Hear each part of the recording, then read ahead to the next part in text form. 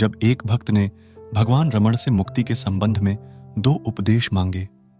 श्री रमण ने उसके संदर्भ में उत्तर दिया, मुझे क्या पता, हर चीज एक उपदेश है। ईश्वर की आराधना ही एकमात्र उपदेश है। इन 2 सरल प्रतीत होने वाले कथनों के बीच कोई भी अपने जीवन काल के दौरान दिए गए अनेक उपदेशों का उल्लेख कर सकता है। भगवान, जो निरंतर आत्मपालन, सहज समाधि की स्थिति में स्थापित थे, उन्होंने आध्यात्मिक साधकों को मौन से लेकर विभिन्न तरीकों से दयालुता पूर्वक शिक्षा दी। मैं कौन हूं? कभी कुछ नहीं हुआ। आप ब्रह्मांड के निर्माता हैं।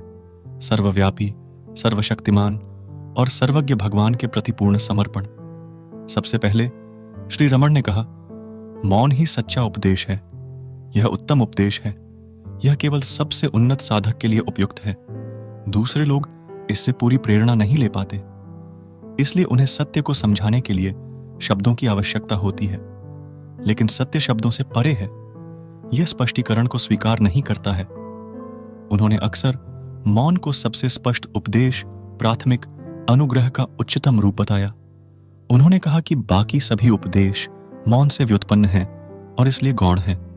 फिर श्री रमण का आत्मनिरीक्षण, आत्मविचार का मार्ग है, जिसमें प्रश्न पूछा जाता है, मैं कौन हूं? जब उनसे पूछा गया कि कौन सा है, तो उन्होंने जवाब दिया, आध्यात्मिक अभ्यास, साधना की सर्वोत्तम विधि। यह व्यक्ति के स्वभाव पर निर्भर करती है। प्रत्येक व्यक्ति अपने पिछले जन्मों की अव्यक्त प्रवृत्तियों, संस्कार के साथ पैदा होता है। एक व्यक्ति के लिए एक तरीका आसान साबित होगा और दूसरे के लिए दूसरा। तो हर किसी के लिए कोई सामान्य नियम नहीं हो सकता।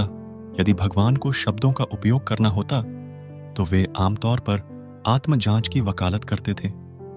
आत्मजांच एक प्रत्यक्ष तरीका है। अन्य सभी विधियों का अभ्यास अहंकार को बनाए रखते हुए किया जाता है और इसलिए कई संदेह उत्पन्न होते हैं और अंत में अंतिम प्रश्न अभी भी सुलझाया जाना बाकी है। लेकिन इस पद्धति में अंतिम प्रश्न ही एकमात्र होता है और शुरुआत से ही उठाया जाता है।